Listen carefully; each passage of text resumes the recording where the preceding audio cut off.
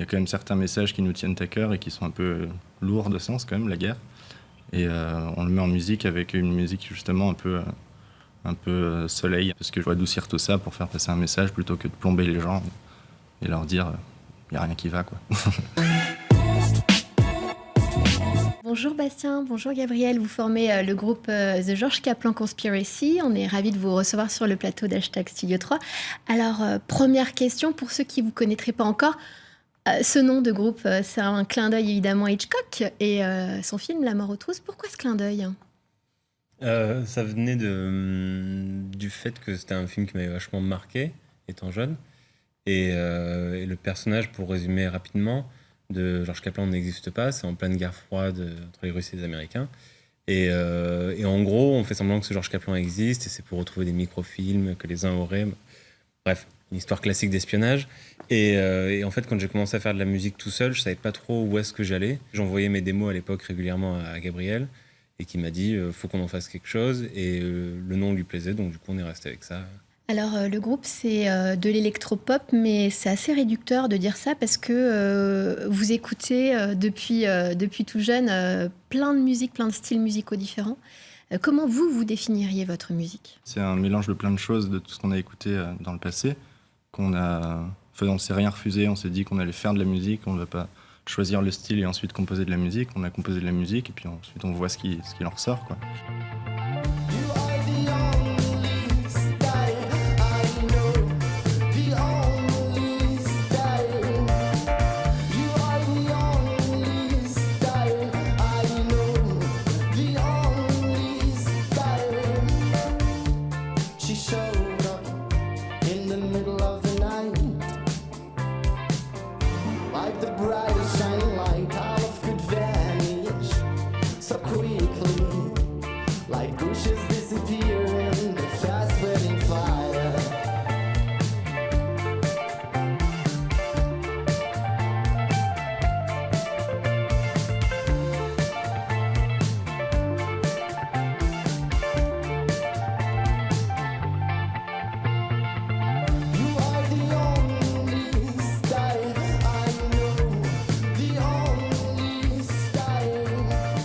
L'album qui est sorti récemment, là, en avril 2019, s'appelle Recollected Memories.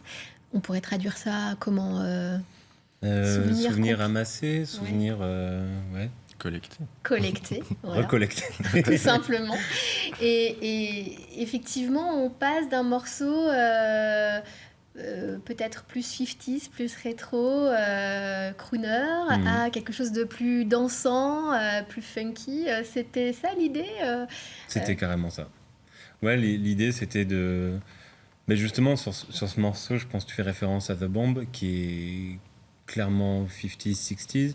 C'était plus nos influences, Richie Valens, Buddy Holly, des trucs comme ça. Et en fait, comme disait Gabriel, on voulait rien se refuser en se disant... c'est tous les trucs qu'on aime, et je pense qu'il y a quand même une patte qui revient, notamment via la voix de Gabriel, mais via nos façons de jouer les instruments. Donc même quand on va aller jouer quelque chose de 50s, je pense qu'il y a une patte qui se retrouve. Il y a peut-être un point commun aussi à pas mal de morceaux sur l'album, c'est que la musique est dansante, entraînante, et puis les paroles sont assez mélancoliques. Évidemment, ce décalage est voulu. Qu'est-ce que ça dit de vous ?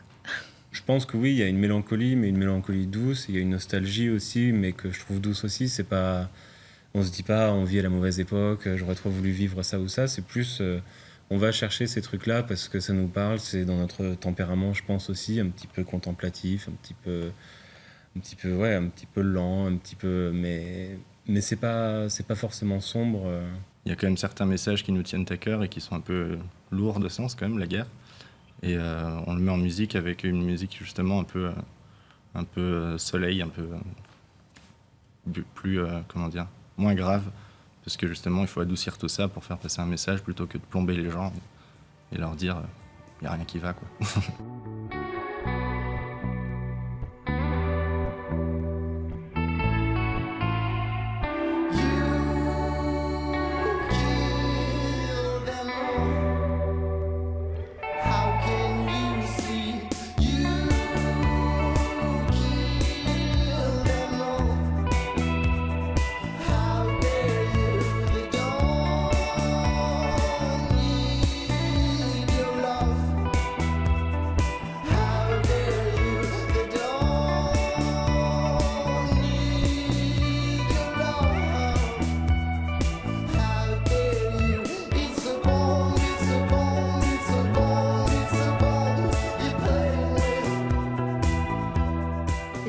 histoire d'amitié. Vous deux, vous connaissez depuis le lycée à Dijon. Est-ce que... Avant ça, maintenant, Avant même ça? je crois. Ouais. Non, C'est je le sais pas. skate au départ qui vous a réunis Ouais. avant la musique? C'est des amis communs, le skate, et ouais, on était tous les deux au lycée Carnot à Dijon.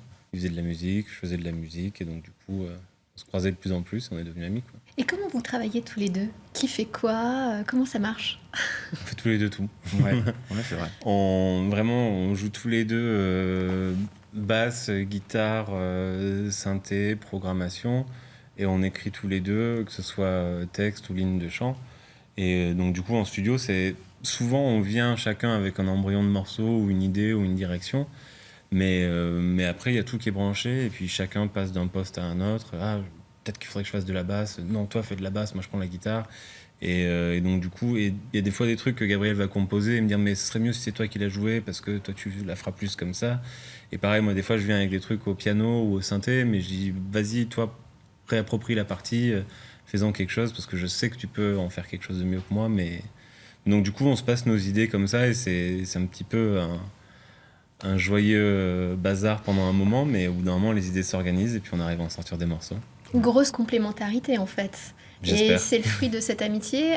Est-ce que ça aide justement pour travailler ou parfois c'est aussi peut-être plus conflictuel parce que voilà, on se connaît très bien, il y a de l'affect, il y a tout ça.